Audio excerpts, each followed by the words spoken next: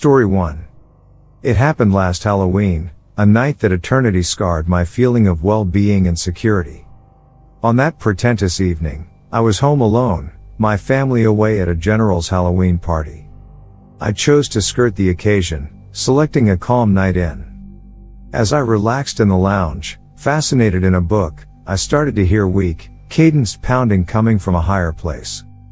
From the beginning, I excused it as simple squeaking or settling commotions, yet the sounds continued and became stronger. My heart stimulated as I understood the source, the loft.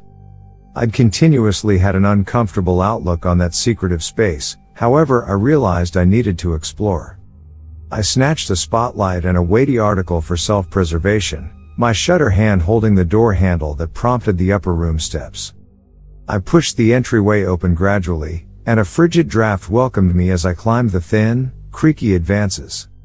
The storage room was faintly lit by the electric lamp's pillar, uncovering dusty boxes and old failed-to-remember relics.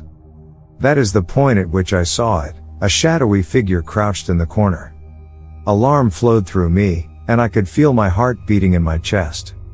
The interloper appeared to know nothing about my presence, rearranging through the cases, murmuring to themselves indiscernibly. I was deadened with dread, watching the dull outline against the upper room's faint light. With shaking hands, I dialed 911 on my cell and murmured my frantic supplication for help. As I did, the gatecrasher abruptly froze and turned towards me. Our eyes locked for a heart-halting second, and maybe opportunity itself had halted. Their face was disguised under a worn-out, odd Halloween veil, the vile smile cut into it creeping me out. With a quick, unnatural development, the gatecrasher hurried towards me, wielding a corroded, evil-looking blade. I withdrew down the upper room steps, my heart dashing quicker than at any other time, the dispatcher's voice blurring away from plain sight. I blockaded myself in my room, gripping the telephone and petitioning God for the police to show up in time. Minutes felt like hours, however at long last, I heard alarms drawing closer. The gatecrasher had evaporated, leaving just the chilling memory of that unpleasant veil. The police directed an exhaustive pursuit of the house and the encompassing region, however tracked down no hint of the gatecrasher. They guaranteed me they would increment watches in the area and encouraged me to remain careful. I never educated the genuine personality of the gatecrasher or their thought processes. The cover, abandoned in the loft, was an upsetting sign of that frightening evening. The Halloween occasion had everlastingly changed from an evening of tomfoolery and treats into an eerie experience. I share this story now, not so much for consideration or acknowledgement, but rather as an advance notice to all who could misjudge the haziness that can hide inside the apparently conventional. The chilling presence in my loft that Halloween night is an update that genuine frightfulness can show out of nowhere. It actually torment all my considerations right up to the present day. Story 2. As the chilling breezes of late October moved throughout the faintly lit roads, I could feel a frightful feeling of expectation in the air. Halloween, my favorite holiday, was at last here, and my companions and I had chosen to toss a little, creepy outfit party at my place. Much to my dismay that this Halloween would turn into an evening of genuine dread, one I could always remember. The night started honestly enough, with giggling and joy swirling around as companions showed up in their most imaginative and creepy ensembles. We delighted in the feel we had made, complete with glimmering candles and tormenting music. The hours ticked by, and as the clock approached 12 p.m., the climate developed more electric. Then, out of the blue, a noisy, surprising crash reverberated through the house. Surprised, we traded apprehensive looks, trusting it to be essential for the Halloween experience we had arranged. Be that as it may, where it counts, something felt off. My interest got the better of me, and I chose to research the wellspring of the sound. I circumspectly pussyfooted through the faintly lit lobby, my heart beating with each step. The crashing became stronger, more articulated, as though somebody were intentionally making the commotion. I arrived at the parlor, and my eyes enlarged with sickening dread. Remaining there, in the focal point of the room, was a threatening figure in a frightening veil. Alarm washed over me, and I mixed to figure out the circumstance. Had one of my companions taken the ensemble excessively far? Or on the other hand, had an outsider invaded our Halloween gathering? Decisively, I bungled for my telephone and dialed 911, battling to keep silent as I murmured my location and the desperate circumstance. The dispatcher guaranteed me that help was coming, yet the minutes that followed felt like an unfathomable length of time.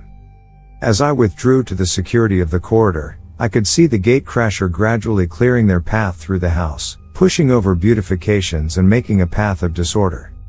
Their scary presence appeared to contaminate the once bubbly climate, transforming our Halloween festivity into a living bad dream. My companions had accumulated around me, dread carved on their countenances, as we attempted to remain stowed away from the interloper's view. The sound of moving toward alarms offered a promise of something better, however our experience was nowhere near finished.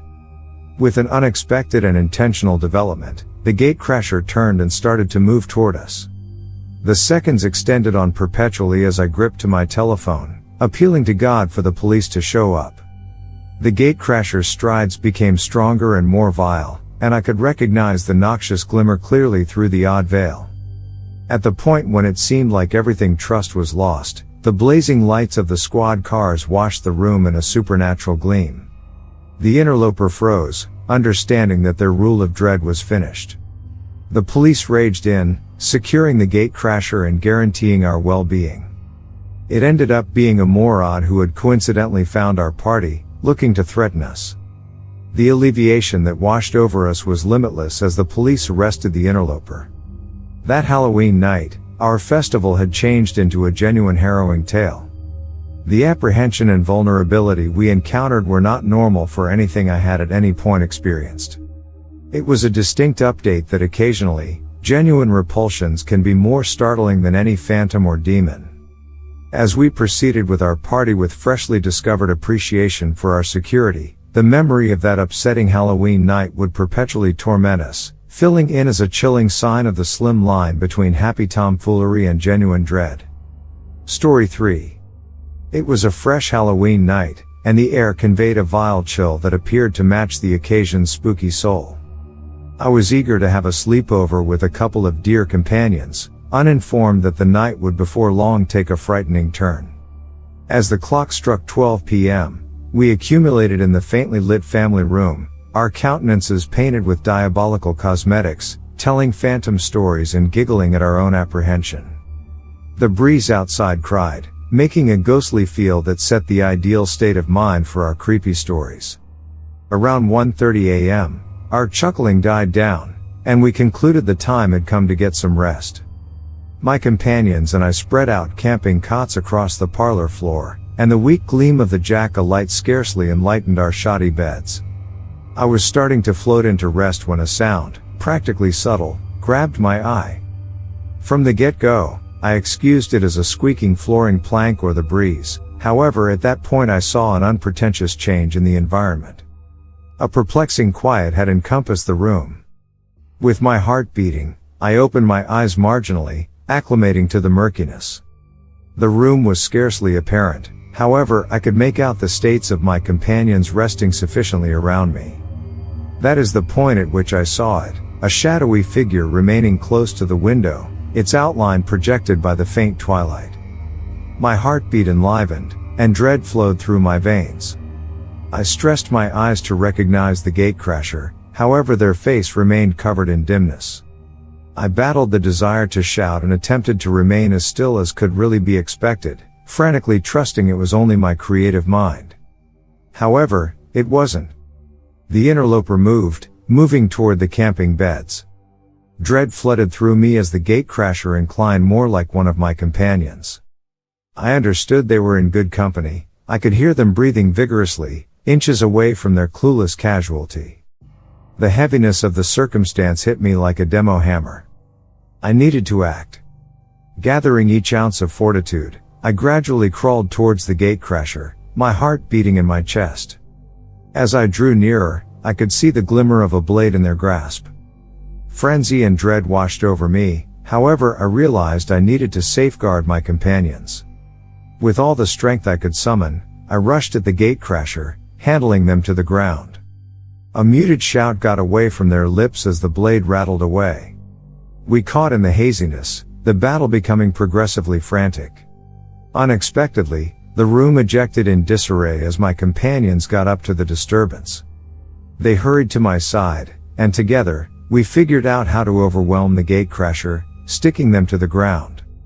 We called the police, who showed up rapidly and captured the interloper. As they were driven away in binds, I really wanted to shiver at the possibility of what could have occurred in the event that I hadn't awakened in time. That Halloween night, the line between the extraordinary and the genuine obscured in the most incredibly shocking manner. We had welcomed an evil presence into our middle, and it took each ounce of boldness to face it. It's a story I've never imparted to anybody beyond that room, and one that keeps on tormenting my bad dreams right up till now.